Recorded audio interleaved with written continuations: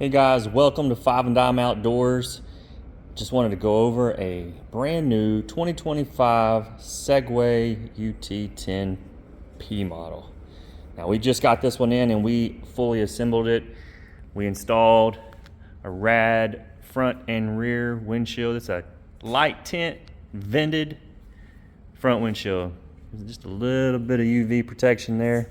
Really like that. And of course a dark tint on the rear. The dark tint really sets it up when it's outside, blacks it out. Look at that, look how it turned. Beautiful.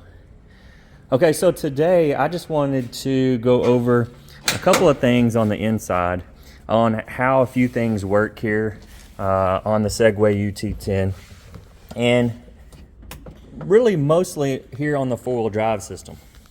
At first it's kind of tricky figuring out if you're in four-wheel drive or not, and locked in or not locked in, but it's actually quite simple. And the way this is set up, it is basically in two-wheel drive right now, as you can tell.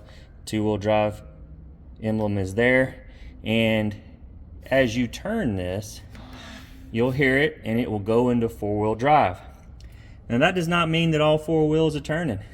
Basically now you have one wheel in the front and one wheel in the rear going to be operating and taking most of the load.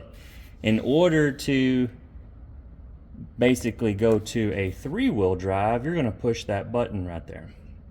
Okay, that's going to lock in your rear end, and then once your rear end is locked in, now you've got basically at some point you've got three wheels turning, two in the rear and at least one in the front.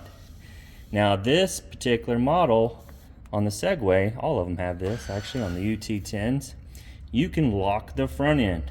Okay, now you have a complete four-wheel drive setup, locked in the front, locked in the rear.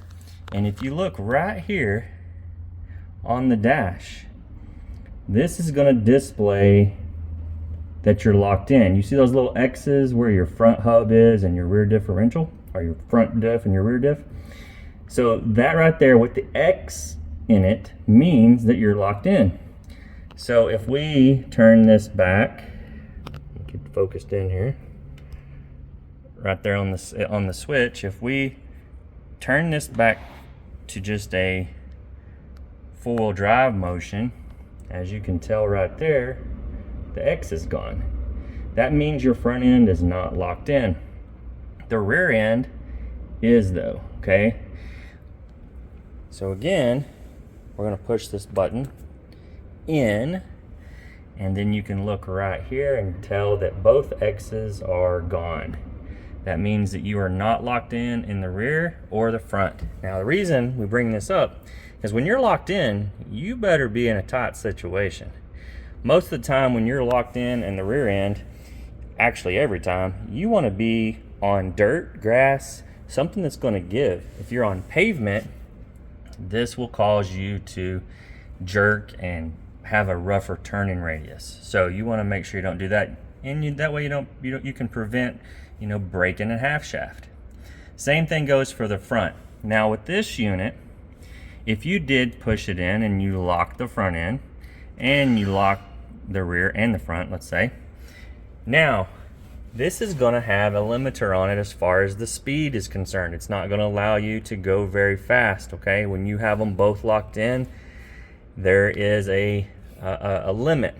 So what Segway has done is right here, this little switch, you can press that switch right there, and that will give you basically allow the machine to go a little faster and get you out of the situation. It is a temporary deal. It won't be for the term of it, but it allows you to get a little bit more speed in situations where you need it. But you definitely want to take this out of the lock situation. 90% of the time, you want it to look just like that. If you're pulling a trailer, I would say just lock the rear end in, because you can do that as well. You can have it in two-wheel drive, but lock the rear end in, and this will actually give you a positive track rear end. Basically, you're locked in. You're going to have both of your CV axles pulling on both sides. And just so you're clear on what a CV axle is, comes out of the rear differential, which is right back there, and it runs into your hub, okay, which turns the wheel. So that is called a half shaft. This boot right here, there's one on both ends. You don't want to break one of those. Those are expensive to replace, and your unit will be down.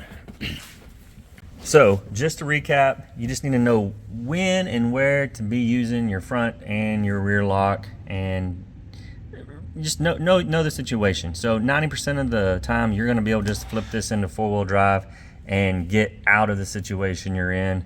If you need a little bit more, then go ahead and lock that rear end in. And if you can't get out right there, well, you might want to step back and reset. And then when you do lock it in, make sure that situation needs to be a tough one. You need to be pulling something really, really heavy or climbing a nice big steep hill.